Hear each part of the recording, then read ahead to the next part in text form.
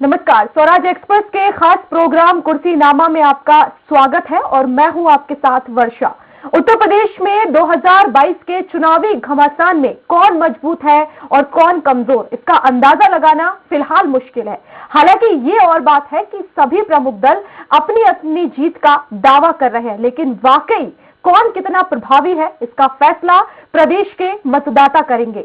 पिछली बार सूबे में बीजेपी ने प्रचंड बहुमत से सरकार बनाकर सपा, बसपा और कांग्रेस को पूरी तरह से चौंका दिया था। पूर्वांचल से लेकर पश्चिम और बुंदेलखंड से लेकर अवध तक भगवा ध्वज की धूम देखने को मिली, लेकिन इस बार समीकरण पहले से बिल्कुल अलग है। बीजेपी के सामने साल 2017 के प्रदर्शन को दोहराने की एक बड़ी चुनौती है। बहरहाल कुर्सीनामा में आज हम आपको लेकर चलेंगे उस विधानसभा क्षेत्र जहां सपा हमेशा जीत हासिल करना चाहती है, लेकिन पिछली बार ऐसा हो नहीं सका है। तो चलिए इस सीट के हर समीकरण को समझने के लिए शुरू करते हैं कुर्सीनामा का आज का सफर।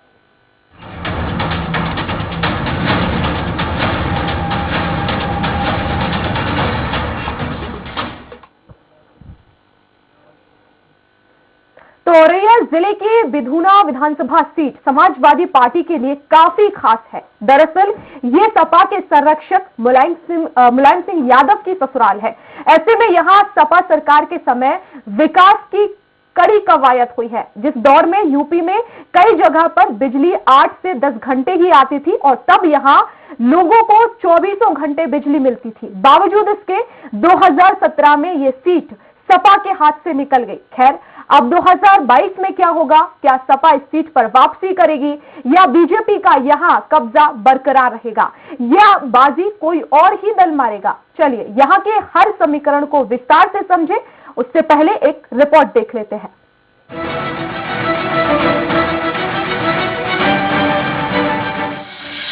औरैया जिले की बिधूना विधानसभा सीट, अब की बार किसकी होगी जीत? क्या सपा के गढ़ में फिर जीतेगी बीजेपी? औरैया जिले की बिधूना सूबे की अहम विधानसभा सीटों में से एक है। ये सीट मुलायम परिवार के लिए हमेशा खास रही है। साल 2007 और 2012 में बिधूना सीट पर सपा का कब्जा रहा था, लेकिन 2017 में मोदी लहर में यहां साइकिल थम गई। पिछले चुनाव में बीजेपी ने विनय शाक्य को मैदान में उतारा, जो पार्टी की उम्मीदों पर एकदम खरा उतरे। हालांकि उनकी जीत बहुत बड़ी नहीं थी। बीजेपी के विनय शाक्य ने करीबी मुकाबले में सपा के दिनेश कुमार वर्मा को 3910 मतों के अंतर से हराया। इसके पहले 2002 में विनय शाक्य बसपा के टिकट पर भी चुनाव लड़कर जीत हासिल कर चुके हैं। 2007 में भी बसपा ने विनय शाक्य को ही टिकट दिया था, लेकिन इस बार वे सपा के धनीराम से महज 296 मतों के अंतर से चुनाव हार गए। जबकि 2012 में इस सीट पर सपा के प्रमोद गुप्ता, जो मुलायम सिंह यादव की पत्नी के भाई हैं, उन्होंने बसपा के देवेश कुमार को 18,000 से भी ज्यादा मतों के अंतर से शिकस्त दी थी। बिधूना के जातीय समीकरण की बात करें तो यहाँ ठाकुर और शाक्य मतदाता सबसे ज्यादा है। इनका वोट जिसके खाते में जाता है, विधायक वही बनता है। वैसे इस विधानसभा क्षेत्र में मतदाताओं की कुल संख्या 3,50,000 से ज्यादा है, जो प्रत्याशियों की सियासी किस्मत का फैसला करते हैं। पुरुष मतदाता करीब 2 लाख, जबकि महिला मतदाताओं की संख्या 1,60,000 से अधिक है। कन्नौज लोकसभा में आने वाले इस विधानसभा क्षेत्र में बिजली को छोड़कर तमाम समस्याओं से लोगों को जूझना पड़ता है। बदहाल कानून व्यवस्था यहाँ प्रमुख मुद्दा है। व्यवसायिक शिक्षा, रोजगार, स्वास्थ्य के साधन यहाँ नहीं के बराबर हैं। अब ऐसे में बिधूना सीट पर मतदाता किसे चुनाव जिताकर विधानसभा भेजते हैं, देखना अहम होगा। Bureau report, Swaraj express.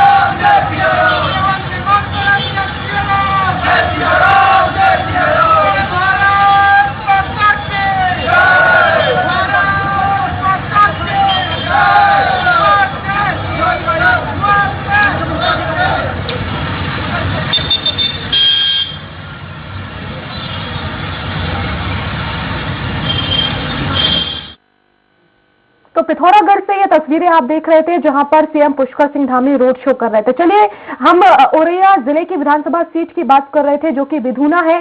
इस सीट पर मुकाबला कैसा होगा और कौन सी पार्टी यहां पर कितनी मजबूत है, जनता का क्या रुख है, ये समझने की हम कोशिश करेंगे हमारे औरैया जिले के संवाददाता अमित परमार से। और वहीं इस सीट के कुछ दिलचस्प पहलुओं को भी हम जानेंगे हमारे सहयोगी प्रशांत राव से, जो कि हमारे साथ लखनऊ से लाइव जुड़े हैं। लेकिन सबसे पहले अमित का हम रुख कर लेते हैं। अमित, इस सीट के बारे में जरा बताइए, यहाँ का इतिहास क्या रहा है और वर्तमान में किस पार्टी का दबदबा है, क्योंकि अभी बीजेपी यहाँ पर है लेकिन समाजवादी पार्टी का ये गढ़ है। जी बिल्कुल, वर्षा बताना चाहूंगा। पिछली बार भी जो विधानसभा विधायक चुने गए थे वो सपा से ही चुने गए थे, विधुना से। और जो विधायक NS गुप्ता जो विधायक थे वो रिश्ते में मुलायम सिंह यादव जो राष्ट्रीय अध्यक्ष थे समाजवादी पार्टी के, उनके सगे साड़ू भी थे रिश्ते में, तो उनको सपा ने टिकट दिया था जिसपे उन्होंने 2012 में जीत हासिल की थी। इसके बाद 2017 में भाजपा के विनय साक्य ने 4000 वोटों के सपा प्रत्याशी बना है।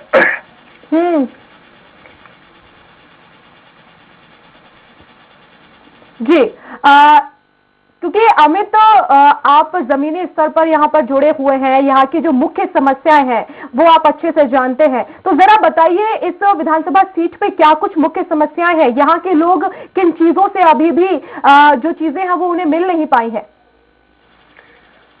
समस्याएं अभी बहुत काम रह गया है विधुना विधानसभा पे, जैसे सड़कों का काम ही पूरा नहीं हुआ। जैसे कि माननीय योगी आदित्यनाथ ने बोला था कि गड्ढा मुक्त सड़कें होंगी, अभी भी जो लिंक रोड है गांव के लिए जो मुख्य रास्ते हैं वो अभी भी गड्ढे युक्त हैं।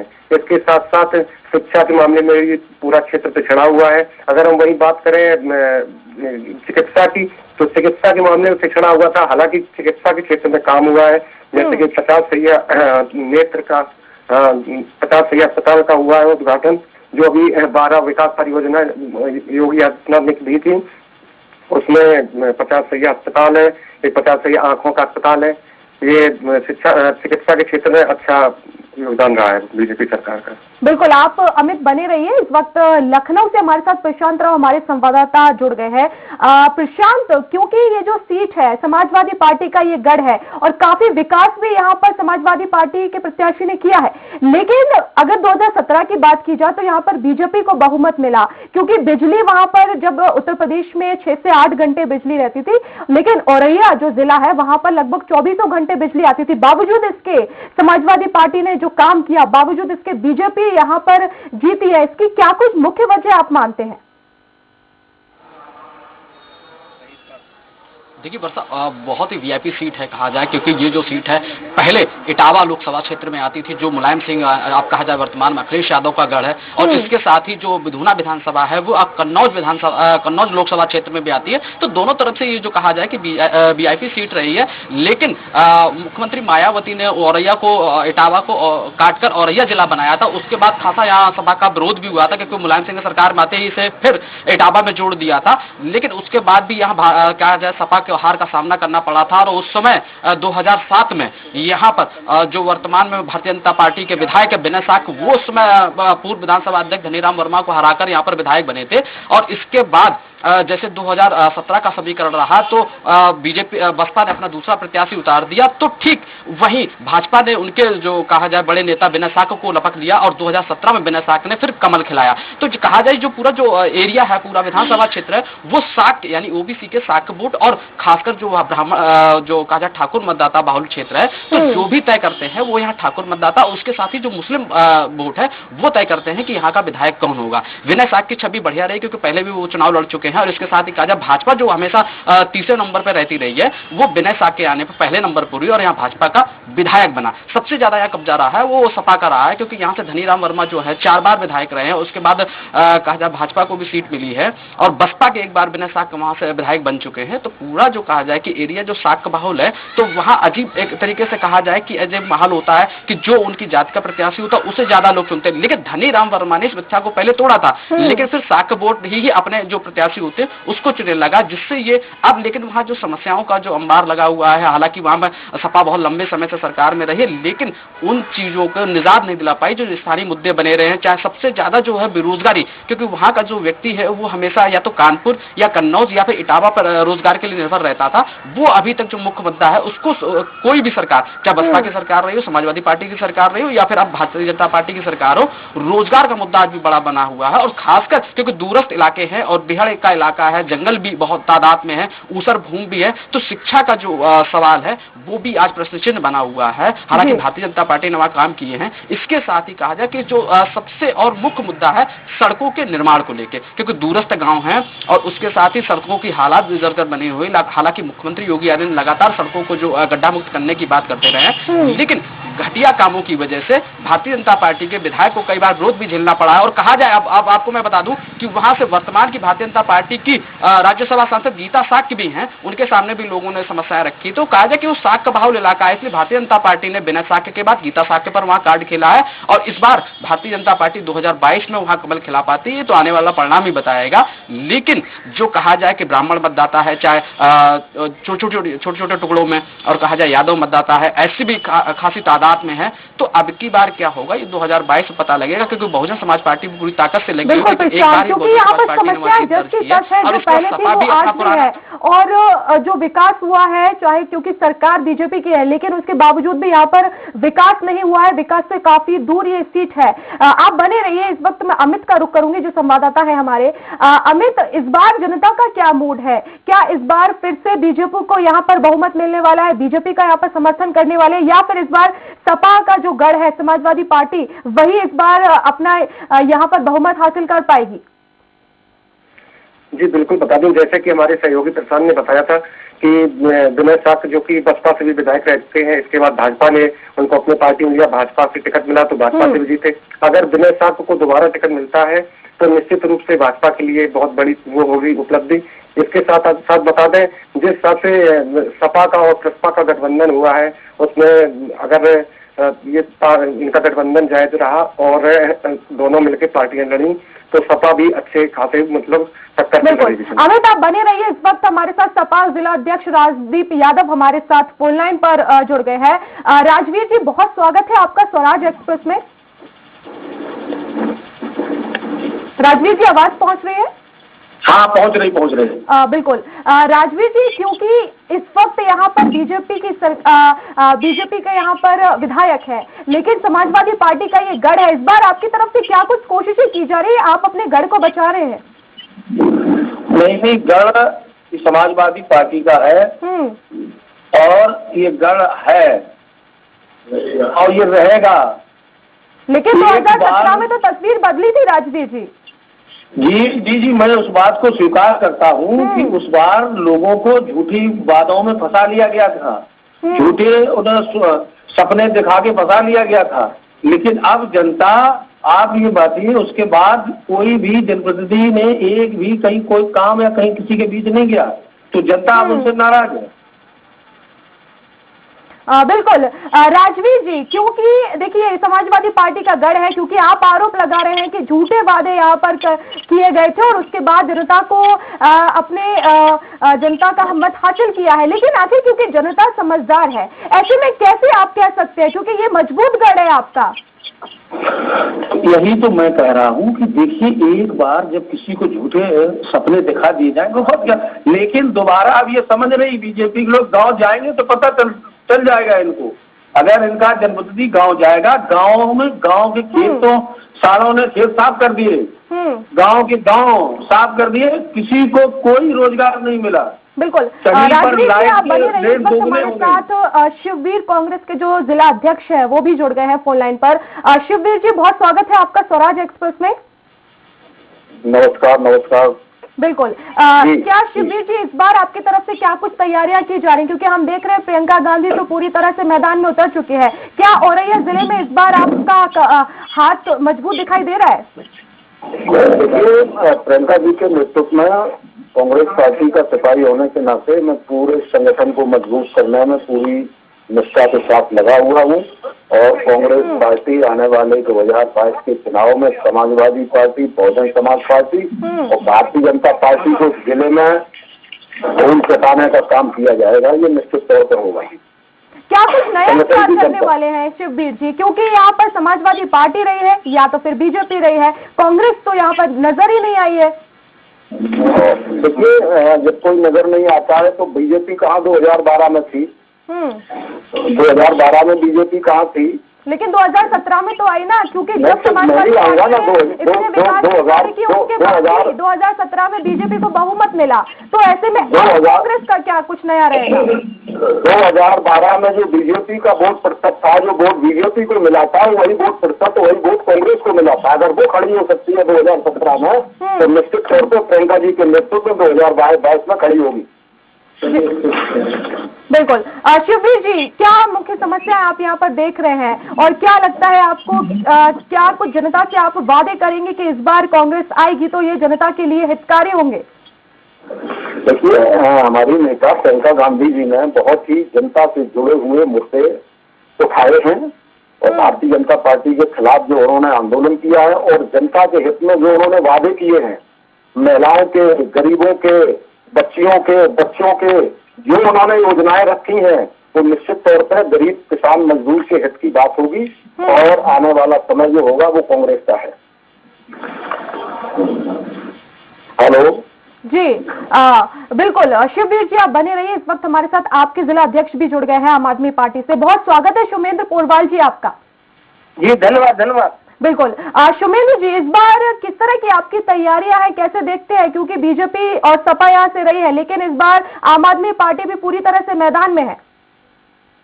जी देखिए, ऐसा है, हमारी पार्टी दिल्ली मॉडल पे लड़ रही है और मैं आपको साफ एक बात बता दूं कि इन पार्टियों के रवैये से पब्लिक त्रस्त हो चुकी है और ऐसा विस्फोट होने वाला है जिसकी ये लोग कल्पना भी नहीं कर सकते हैं।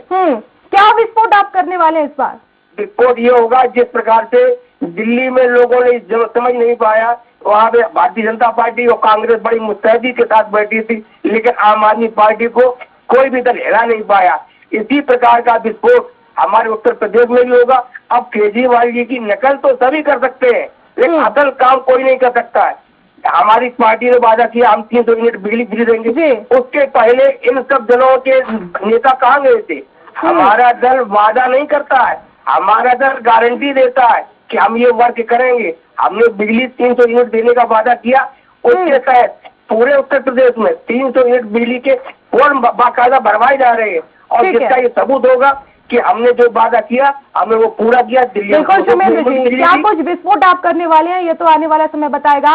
सपा से हमारे साथ जिला अध्यक्ष जुड़े हुए हैं राजवीर जी, क्योंकि आम आदमी पार्टी भी कह रही है कि इस बार कुछ नया होने वाला है, दिल्ली मॉडल पर यहाँ पर हम कार्य करेंगे, विस्फोटक होने वाला है। क्या आम आदमी पार्टी को आप अपना मुख्य वजह मानते हैं? किस तरह से आप देखते हैं, क्या आपका कॉम्पिटिटर है वहाँ पे? समाजवादी पार्टी का कोई कम्पिटिटर नहीं है। कोई भी समाजवादी का कम्पिटिटर नहीं है। समाजवादी पार्टी सबसे आगे, आप समझ रहे हैं, 4 से के पहुंच रही समाजवादी पार्टी। लेकिन आप मुख्य मुकाबला आप किसे मानते हैं? क्योंकि बीजेपी भी यहाँ से रही है, हालांकि आपका गढ़ है, लेकिन बीजेपी का मुख्य मुकाबला है आप? बीजेपी को आप मुख्य मुकाबले में मानते हैं? कॉम्पिटिटर है बीजेपी? नहीं सकते। कोई भी समाजवादी पार्टी के कोई मुख्य मुकाबले नहीं। अभी धान किसान की अब कहाँ चले गए वो? उनके क्रैकेंड लगने वाले थे। एक भी पूरे जनपद में मात्र अभी तक 400 कुंटल धान खरीदी की थी, वो भी किसान की थी, व्यापारियों की। तो किसान बैठा है तैयार रेडी, 400 कुंटल आज की रिपोर्ट है केवल। और ये लोग बता रहे हैं भाई आपका कौन है, इनका है कोई यहाँ देखने वाला? उनको कोई एक भी कार्यकर्ता। शिववीर जी हमारे साथ जुड़े हुए। शिववीर जी, इस बार आपका मुख्य मुकाबला किससे, आप किसे कॉम्पिटिटर मानते हैं? क्योंकि आम आदमी पार्टी में विस्फोटक अंदाज में यहाँ नजर आ रही है और जो राजवीर यादव है वो तो किसी को मुकाबला मानते ही नहीं है। इनकी यही पूछ रहे हैं आप हमसे मैडम? जी शिववीर जी, आपसे पूछ रही हूँ। देखिए, मुकाबला किससे होगा ये जनता तय करेगी और जनता जिसके लिए तैयार बैठी है, देखिए उत्तर प्रदेश की जनता ना बहुजन समाज पार्टी को भी स्पष्ट बहुमत की सरकार बना के दे दी, समाजवादी पार्टी की भी दे दी और भारतीय जनता पार्टी की दे दी। तो सारा अवलोकन जनता ने कर लिया है, सारा अवलोकन कर लिया है। तो कौन जातवादी है, कौन क्या कर रहा है, कौन अपराध में बढ़ावा दे रहा है, कौन महिलाओं को सुरक्षित नहीं रख रहा है। अब विधानसभा चुनाव 2022 नजदीक है, ऐसे में पार्टी के सर्वे भी होते हैं। उस सर्वे में क्या कुछ लगता है, क्या जनता इस बार परिवर्तन करने वाली है, क्या इस बार हाथ को साथ मिलने वाला है? बिल्कुल, जनता का हाथ को ही साथ मिलने वाला है। जनता निर्णय ले चुकी है, आने वाला समय बताएगा। बिल्कुल, सर्वे आपने किया, क्या कुछ कहती है जनता कांग्रेस के बारे में? सर्वे हमारे लीडर पार्टी के द्वारा किए गए हैं और उसके रिजल्ट भी सकारात्मक आ रहे हैं। बिल्कुल शिववीर जी, क्योंकि आम आदमी पार्टी भी इस बार पूरे एक्शन मोड में है, दिल्ली का मॉडल लेकर पूरे उत्तर प्रदेश में इस बार आम आदमी पार्टी है। क्या मान रहे हैं आप, इस बार आपको चुनौती आम आदमी पार्टी दे पाएगी? शिववीर जी, आवाज पहुंच रही है आप तक? हाँ, बताइए। शिववीर जी, मेरा सवाल आपसे ये है कि जिस तरह से आम आदमी पार्टी भी इस बार विस्फोटक अंदाज में है, एक्शन मोड में है, दिल्ली का मॉडल लेकर उत्तर प्रदेश में उतरी है, तो ऐसे में क्या लगता है इस बार आम आदमी पार्टी का भी मुकाबला है कांग्रेस से? देखिए कुछ दिल्ली में भारतीय जनता पार्टी जिस तरीके से देश पे प्रदेश पे झूठ बोल के राज किया है ना, उसी तरीके से आम आदमी पार्टी ने दिल्ली में झूठ चला के और झूठ जो है जनता को गुमराह करके उन्होंने जनता ने उनके सिर पर सहरा रख दिया है और वो समझते हैं उत्तर प्रदेश की जनता भी रख देगी। तो हम मानते हैं कि ये उत्तर प्रदेश है और यहाँ देखिए क्या होता है। तो कुल मिलाकर कहा जो है सभी ही पार्टियां अपना यहाँ पर दमखम दिखा रही हैं और सभी आश्वस्त है कि इस बार हमारी जीत होगी। अब देखना होगा कि जनता किसका साथ देती है। आप सभी का हमसे जुड़ने के लिए बहुत बहुत शुक्रिया। और प्रशांत हमारे साथ लगातार बने हुए हैं। प्रशांत, क्योंकि सभी पार्टियां जीतने का दावा कर रही है, आम आदमी पार्टी भी विस्फोटक अंदाज में है, सपा भी चाह रही है कि इस बार आएगी, लेकिन इस बार जमीनी हकीकत क्या कह रही है? देखिए, समाजवादी पार्टी के नेता जो राजवीर यादव आज जिलाध्यक्ष हैं, वो 400 पार की बात कर रहे हैं, जिस पर अखिलेश यादव भी कई बार कह चुके हैं। वो 400 करीब पहुंचे हैं। मायावती ने भी इस पर टिप्पणी की थी। तो यहाँ पर उत्तर प्रदेश की विधानसभा में चुनाव आयोग को 1000 सीटें कर देनी चाहिए। 400 पार के बाद मान लिया जाए क्या क्या इसके बाद किसी के पास सीटें नहीं रहेंगी, कोई दल नहीं जीत पाएगा, ये तो एक बात हो गई। लेकिन वर्षा, मैं बता दूं कि जो भौगोलिक स्थिति है जो औरैया जनपद की, वहाँ 3 विधानसभा सीटें आती हैं, जिसमें एक औरैया, बिधूना और दिबियापुर, तीनों जो कहा जाए, क्योंकि 4 वर्ण होते हैं लेकिन 3 पे पहले पर, और जो औरैया सुरक्षित सीट है, इसके बाद ही जो हमेशा कहा जाता है दिबियापुर सीट है, क्योंकि वो ब्राह्मण बाहुल सीट है, तो वहाँ ब्राह्मण प्रत्याशी उतारते हैं। इसके बाद जो बिधूना विधानसभा सीट बनती है, ये एक तरीके से कहा जाए ओबीसी वर्ग के लिए, क्योंकि ओबीसी का वोट जो कहा जाए 7 वोट सबसे ज्यादा है। उसके बाद वहाँ पे मुस्लिम वोट भी है, यादव वोट भी है, एससी भी भारी तादाद में है। तो हमेशा वो जो देखा गया है कि सपा बसपा में ही लगातार कड़ाके की टक्कर, बहुत कड़ाके की टक्कर होती आई है। लेकिन इस बार जो कहा जाए बसपा के देवेश वहाँ पे बिना साक्ट ने जो जीत की है भारतीय जनता पार्टी की तरफ से, तो वो एक बड़ा जो कहा जाए कीर्तिमान भारतीय जनता पार्टी ने रचा। लेकिन वहीं भारतीय जनता पार्टी को हराने के लिए इसमें चाहे बसपा हो, चाहे सपा हो, चाहे कांग्रेस हो, चाहे आम आदमी पार्टी हो, जनसत्ता दल और चाहे प्रसपा हो, उसको हराने के लिए बहुत ही मेहनत करनी पड़ेगी। क्योंकि यहाँ पर जो कहा जाए कि भारतीय जनता पार्टी की राज्यसभा क्योंकि जो संवाददाता हमारे हमें जुड़े हुए थे वो भी यही कह रहे थे कि अगर बीजेपी बिना शर्तों को इस बार फिर से टिकट देती है तो कहीं ना कहीं बीजेपी को यह फायदेमंद होगा। लेकिन अब देखना होगा कि आखिर जनता किसकी तरफ रुख करती है, क्या इस बार हाथ को साथ मिलेगा या फिर कमल खिलेगा यहाँ पर, या फिर वापस से इस बार साइकिल यहाँ पर चलेगी, ये देखने वाली बात होगी। फिलहाल बहुत शुक्रिया हमसे जुड़ने के लिए। और इसी के साथ कुर्सीनामा में आज के लिए इतना ही। कल उत्तर प्रदेश की किसी और विधानसभा क्षेत्र आपको लेकर चलेंगे, लेकिन अभी के लिए मुझे दीजिए इजाजत। नमस्कार।